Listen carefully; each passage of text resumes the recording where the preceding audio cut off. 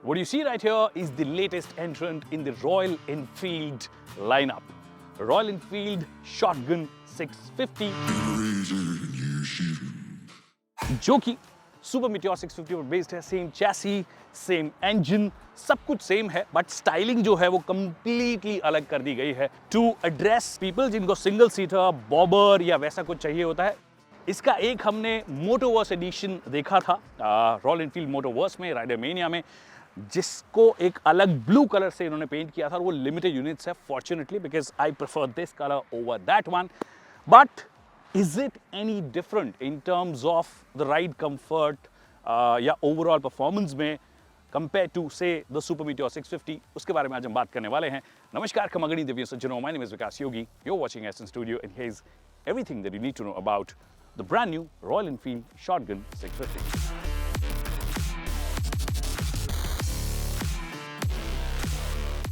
Bike को पास से देखोगे, दूर से देखोगे, it looks really big. Bobber styling है, सिंगल सीट आपको दी गई है। डबल सीट चाहिए तो एक प्रोविजन होगा, आप चाहो तो उसको ले सकते हो और चाबी से सिंपली उसको हटाओगे और मतलब उसको हटा दोगे तो फिर सिंपली बॉबर स्टाइलिंग हो जाएगी। तो वो टेंशन नहीं है कि भैया अगर मैं अपनी बीवी के साथ, गर्लफ्रेंड के साथ, घर वालों के साथ जा रहा हूँ तो पीछे कौन बैठेगा। पीछे बैठने के लिए आपके पास प्रोविजन मिलने वाला है। ओवरऑल मैकेनिकल पार्ट्स की बात करोगे तो they remain very much similar. जैसे कि शोवा के सस्पेंशन आपको फ्रंट में मिलते हैं, 43 mm के हैं। पीछे डुअल शॉक आपको मिलता है। Again Showa suspension travel I think 3.5 से 4 इंच के आसपास है दोनों का। तो सस्पेंशन ट्रैवल पे ना ज़्यादा ध्यान देकर इन्होंने ये कोशिश की है कि ये अगर आप खुली रोड पे चला रहे हो, ओपन हाईवेज पे चला रहे हो, then you enjoy it more than you ride it on the bad roads. उसके बारे में थोड़ी देर में बात करेंगे जब हम परफॉर्मेंस की बात करेंगे। अभी हम सिर्फ स्टाइलिंग एलिमेंट्स की बात कर रहे हैं। टैंक जो है वो भी थोड़ा सा ज़्यादा श्रिंक लगता है। विड्थ इसकी गाड़ी की थोड़ी सी कम हुई है, लगभग 70 mm के आसपास। हाइट जो है, हाइट भी गाड़ी की थोड़ी कम हुई है, बट सीट हाइट जो है वो बढ़ गई है। कितनी बड़ी है, let me show you. I am not a tall person to be honest, but I still show you.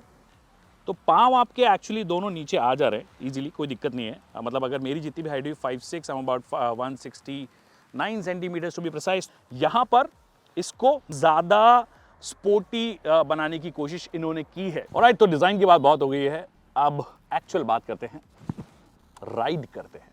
Let's go.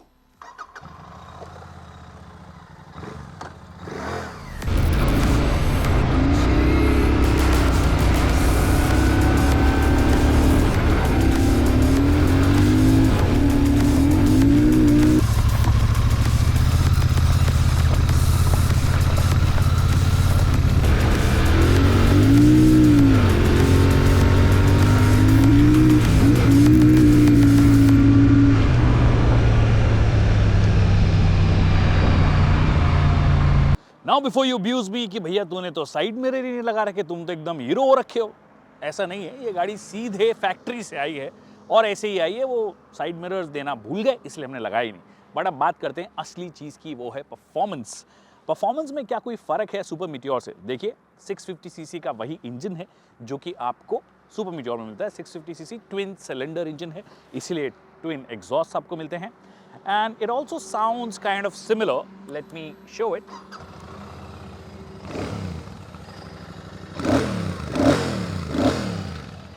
बेसी थम्पी रॉयल एनफील्ड साउंड जो आपको चाहिए वो आपको यहाँ पे मिलता है। नंबर्स भी जो हैं वो एग्जैक्टली सेम है। It's close to 47 HP and 52.3 newton metres. तो अगेन नंबर्स भी जो है वो सेम हो गए।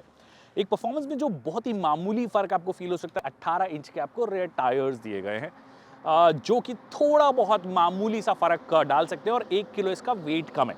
मतलब जहाँ पर सुपर मीटियोर आपको 241 kgs की मिलती है, 240 kgs की है, तो बहुत ही मामूली फ़र्क है। बट मोर और लेस आपको सेम नज़र आएगी। टॉर्क, अच्छा खासा टॉर्क है। Even when you are in a higher gear you can ride it properly. ऐसा नहीं होगा कि आपको क्विकली चेंज करने पड़ेंगे। बट एक प्रॉब्लम जो अगर आप शहर में चला रहे हो जो आपको फील होगी वो ये कि गाड़ी जो है भारी भरकम है। तो अगर स्टॉप एंड गैप सिचुएशन में हो और आपकी हाइट मेरी जैसी है तो थोड़ी बहुत दिक्कत आपको हो सकती है। पर ज़्यादा दिक्कत लंबे लोगों को भी हो सकती है। अगर आपकी 5-10 भी हाइट है, वो ये कि अगर आपने किसी जगह पार्क कर दिया और इसको पीछे खींचना है तो इस 240 किलो की बाइक को आप लिटरली आपके वेट के साथ में अगर खींचने की कोशिश करोगे तो आप नहीं कर पाओगे। आपको उतरना पड़ेगा और उसके बाद ही आप इसको खींच पाओगे। सीट हाइट अभी भी बहुत ही अच्छी रखी है, 795 mm रखी है, जो कि सुपर मीटियोर से लगभग 45 mm या 40 mm के आसपास ज़्यादा है। पर 795 मोस्ट हाइट के लोग जो इंडिया में हैं उन लोगों के हिसाब से सही है। बस गाड़ी जो है ओवरऑल भारी भरकम है, हर जगह माल मटेरियल लगाया गया, आयरन का बस भरपूर इस्तेमाल किया गया है, मेटल एलिमेंट्स हैं हर जगह, तो वो उसकी वजह से आपको वो भार फील होता है। But once you are on the move you don't feel the weight at all, it rides beautifully.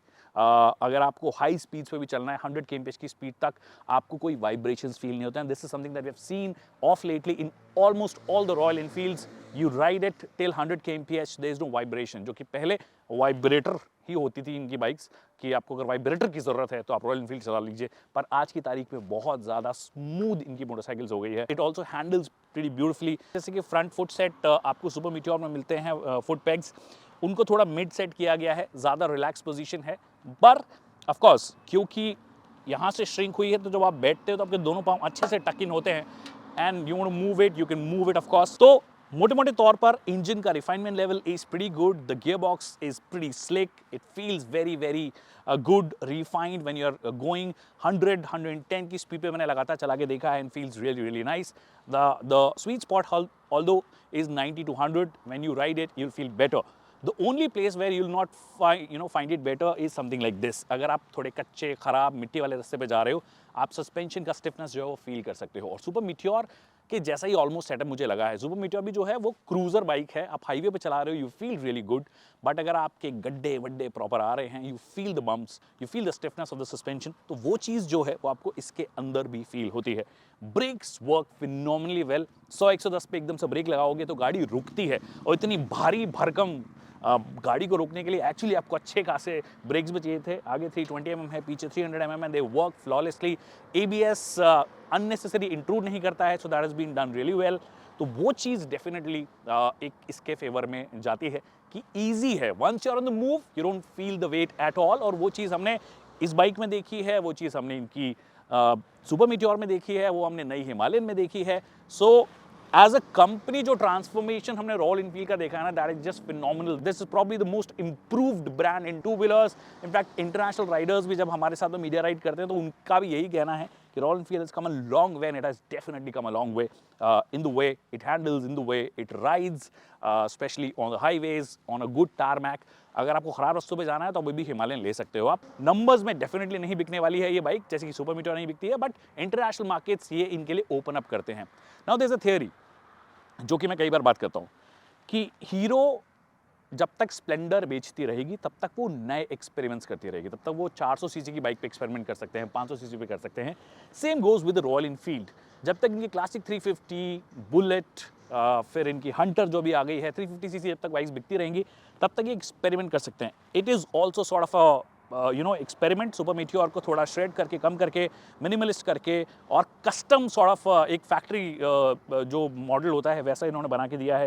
And with the new colour schemes and different colour themes it looks really nice. वो सिर्फ special edition वाला जो colour है, I don't like that to be honest. This one looks way better. This is grey blue, it's mostly grey, कभी black लगता है, कभी हल्का हल्का ब्लू लगता है, हो सकता है आपको इमेजेस में भी लगे या फिर फुटेज में लगे, बट मोटे मोटे तौर पर it definitely is a motorcycle to have fun, especially if you are on a good tarmac.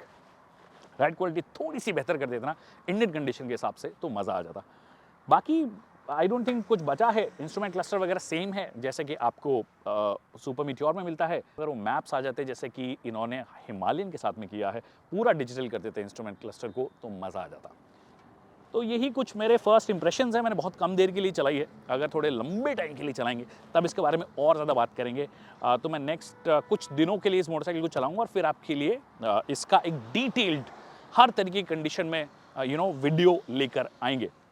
I hope आपको वीडियो पसंद आया होगा। वीडियो पसंद आया तो इसे लाइक करना और शेयर करना ना भूलिए। आपको क्या लगता है, would you pick this one और द सुपर मीटियोर 650 अगर आपको पिक करनी हो, या फिर आप हिमालयन की तरफ जाओगे, which is like a more versatile motorcycle. Thank you so much people for watching this video.